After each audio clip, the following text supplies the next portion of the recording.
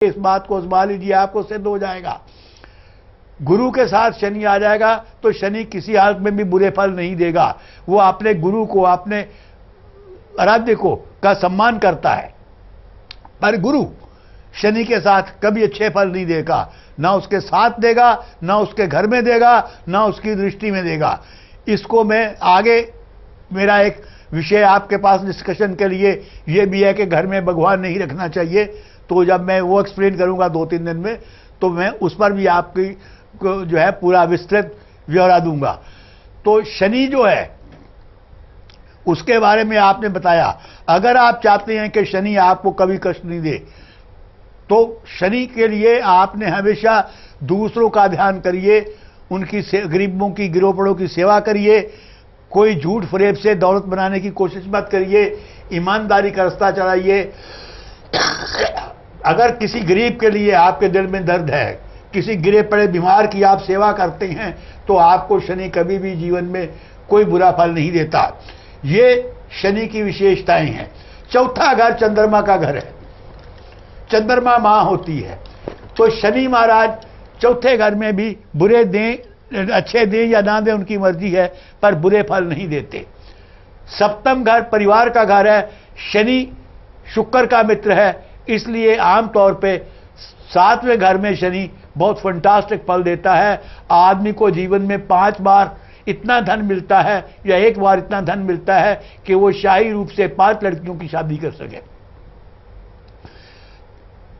जब हम शराब पिएंगे, झूठ बोलेंगे, बेईमानी करेंगे, लोगों को ठगेंगे, तो शनि हमको अच्छा होते हुए भी कभी बुरे फल नहीं देता, कभी अच्छे फल नहीं देता, सॉरी, बुरे फल ही देगा। और अगर हम बुरा होते हुए भी शनि का अपना घर, हेडक्वार्टर जिसको बोलते हैं, 8वां घर है, यहां भी शनि कोई बुरे फल नहीं देता। 9वां गुरु का घर है, 10वां घर और 11वां घर शनि के अपने ही घर हैं। अब मैं आपको बताऊं 11वें घर के बारे में। 11वें घर के बारे में कुंभ बनाते हैं हम। आप देखोगे कहीं भी घड़ा बना हुआ है, इस घड़ा मतलब है कुंभ है। जब भी आप कोई शुभ काम करते हैं तो आप घड़ा रखते हैं पानी का भर के। जब आदमी मर जाता है, अर्थी लेके जाते हैं, तो उसके साथ मटके में पानी भर के चलते हैं और चौराहे पे जाके उस मटके को फोड़ देते हैं कि जाओ तुम जिस भी जगह पे जाना है, इस चौराहे से जिस भी दिशा को चले जाओ और अपनी वासनाओं के लिए वापस मत आओ। ना हमको परेशान करो और ना तुमको परेशान करो। ये उसके पीछे लॉजिक है। हर शुभ काम में हम शनि का कुंभ रखते हैं, घड़ा रखते हैं। तो अगर शनि इतना ही खराब है तो ये हमने क्यों किया? शनि किसी भी रूप में कभी भी किसी को भी बुरे फल नहीं देता, जब तक वो अपने कर्मों से उसको बिगाड़ नहीं ले। मेरा इतना ही कहना है, और मेरी किताब में भी मैंने ये दिया है। और इसके बावजूद अगर आप ये चाहते हैं कि आप इस बात को विस्तृत और ज्यादा समझने की कोशिश करें, तो आप मेरे से कभी भी डिस्कस कर सकते हैं, कहीं पर भी और कभी भी। मैं एक बात और बता दूं, 1990 से आज तक 25 साल पूरे हो गए, 26वां साल है, और 2 लाख लोगों का मैंने इलाज किया है। मेरी संस्था का नाम एस्ट्रोलॉजिकल क्लिनिक है। आप एक आदमी ढूंढ के ले आए जिससे मैंने 5 पैसे लिए, तो मैं जो सजा देंगे उसका भागीदार हूं। मैं मेरी फीस के अलावा कुछ नहीं लेता और बाकी को बकवास मानता हूं। ये मेरा रिकॉर्ड है। ऐसे भी लोग आपको मिल जाएंगे जो बैठे कहते हैं कि आप हमारे भगवान हैं, लेकिन आदमी की औकात नहीं होती कि वो भगवान बन जाए। उसको अपना आपा नहीं छोड़ना चाहिए, अपने आप में ध्यान देना चाहिए कि वो है क्या। इसलिए मैं ना तो कभी तिलक लगाता हूं, ना कभी ढोंग रचता हूं, ना बैरूपिया भर के स्वांग रखता हूं। मैं जो हूं वही रहना चाहता हूं और सच को मानता हूं, भगवान को मानता हूं। इसलिए मुझे तिलक लगाने की और मालाएं पहनने की जरूरत नहीं है। धन्यवाद। चलिए, यहाँ पे दर्शकों काफ़ी सारी बातें आज आप सभी ने शनि की साढ़े साती के बारे में सुनी। तमाम तरह की बातें आज तक आप सुनते आए होंगे। शनि की साढ़े साती से ऐसा होता है, वैसा होता है, शनि हमारी कुंडली में, हमारे जीवन में बुरा ही बुरा करता है, पता नहीं क्या क्या सुन चुके हैं हम। तरह तरह के उपचार भी किए, तरह तरह के रत्न भी पहने, लेकिन लाभ कितना मिला सोच के देखिए, स्वयं से ही खुद से पूछिए।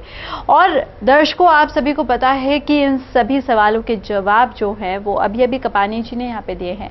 अगर आप इन सारी बातों से सहमत हैं, आप इन सारी बातों के मूल रूप को समझ गए हैं, उसके मूल आधार को समझ गए हैं, तो यकीनन आप भी उस झूठे भ्रम में से, भ्रांतियों में से निकल सकते हैं कि भाई शनि की साढ़े साती अगर चलती है तो उससे बुरा होता है।